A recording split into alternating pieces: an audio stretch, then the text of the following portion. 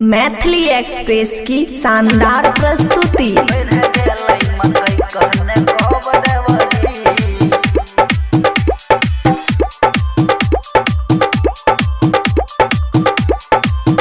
माया recording studio Rajanpur. दोपहरिया में call हम करबो, लुका छुपी आए हम तोरा संग करबो।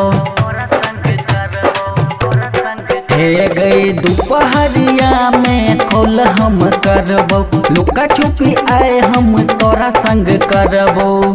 जब बात ओ कहलियो तू तो टाइल देलही, जब बात ऊ कहलियो तू तो टाइल देलही। बढ़ गेले मकई कहने कब देबही, बढ़ गेले मकई कहने कब देबही, बढ़ गेले मकई कहने कब देबही। डीजे सुमित सतीश रईमा, सुमित सतीश रईमा।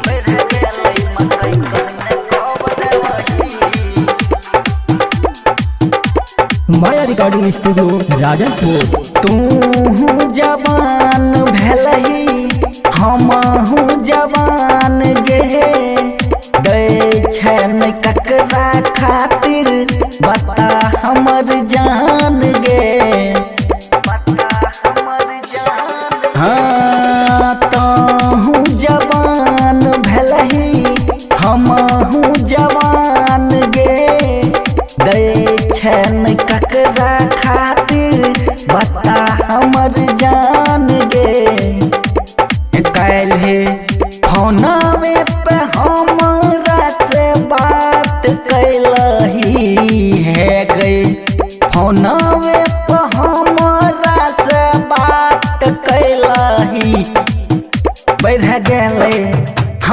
गेले मकई कहने कब देबही, बढ़ गेले मकई कहने कब देबही, बढ़ गेले मकई बोलने कब देबही। डीजे सुमित सतीश रईमा, सुमित सतीश रईमा।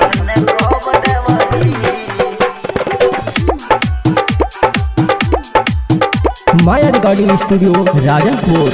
चढ़ल जवानी तोहर घायल करैये, राज किशोर के मन बहकैये।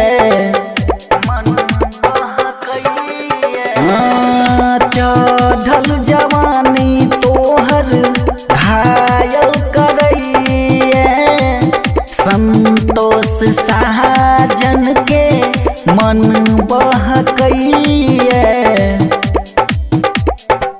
शर्मा के अखिया तू झुकाइलही, है गई शर्मा के अखिया तू झुकाइलही।